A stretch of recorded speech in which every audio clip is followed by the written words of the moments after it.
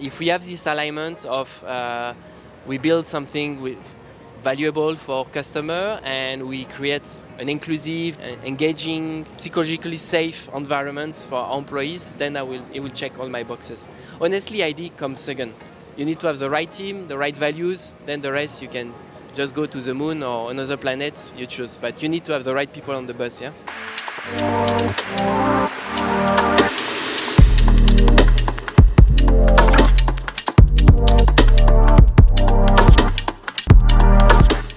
Do you want to tell us your name, what you're currently doing in Singapore, and a bit about your journey of how you got here?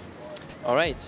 So my name is Sebastian. I'm head of HR at SIFE, Digital Investment Platform.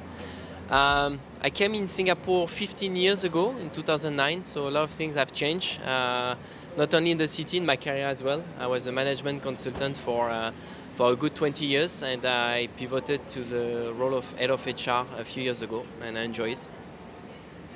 And what are skills that people undervalue while they're studying, but tend to overvalue when they're working, or the reverse? You know, what are skills that people undervalue while they're studying, but then are becoming very valuable as they start working?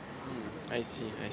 I think the people side of things, it's important. Are we genuinely interested into the business? Are we having the right conversation with head of departments to be able to deep dive and ended up having HR conversations? So I think to be able to have conversation with the right mindset, not too many filters as well.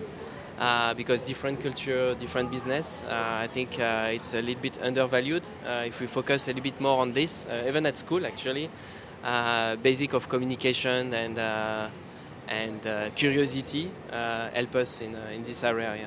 If you could give one piece of advice to your 29-year-old self, what would it be? I guess push the curiosity even more. I'm very curious, but I've always been shy about it. So just be curious, ask more questions, and that's it.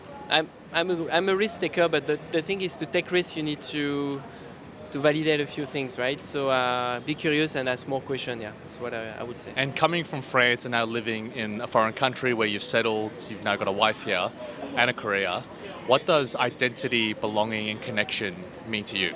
Yeah, I mean, but first of all, the fact to have traveled and settle here in Singapore, kind of like unravel some social skills in me as well. It's not a question of taking connection for granted. It's a question of creating new connections. What I realized in Singapore and in Asia at large is, if you want to connect, you have to talk about food first. It sounds very basic, but that's really the way it is. To be able to discover new food, you will definitely discover people here, and that's number one. Number two is, Singapore is a country of high respect. We have 4 official languages.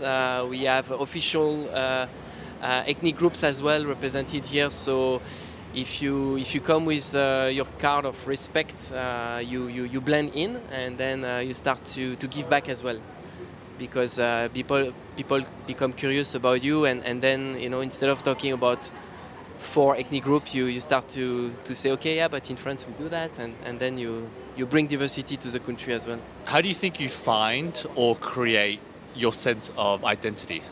But first of all, I don't think we create. It's all about finding, and the more you will be out of your comfort zone in terms of geography, in terms of social networks, and all of that, the more you will see your true self in the mirror. And once you are able to find the 1 or 2 people that make you comfortable with it, then you start to really feel, okay, this is myself. You start to connect the dots as well, that you feel good. You don't know why, but you feel good. And then if you are open enough with yourself, you start to ask question, why I feel good, and then you start discovering yourself and finding your identity. But I believe you are born with an identity, and you just have to find it along the way. Last question: what's one startup idea that you're very excited about? Yeah, I think whatever is the idea, I think for me, I'm more attracted to the value we create for the customer and for the employee inside the company. If we have this alignment of we build something valuable for customer and we create an inclusive, engaging, psychologically safe environment for our employees, then it will check all my boxes. Honestly, ID comes second. You need to have the right team, the right values, then the rest you can just go to the moon or another planet, you choose. But you need to have the right people on the bus, yeah?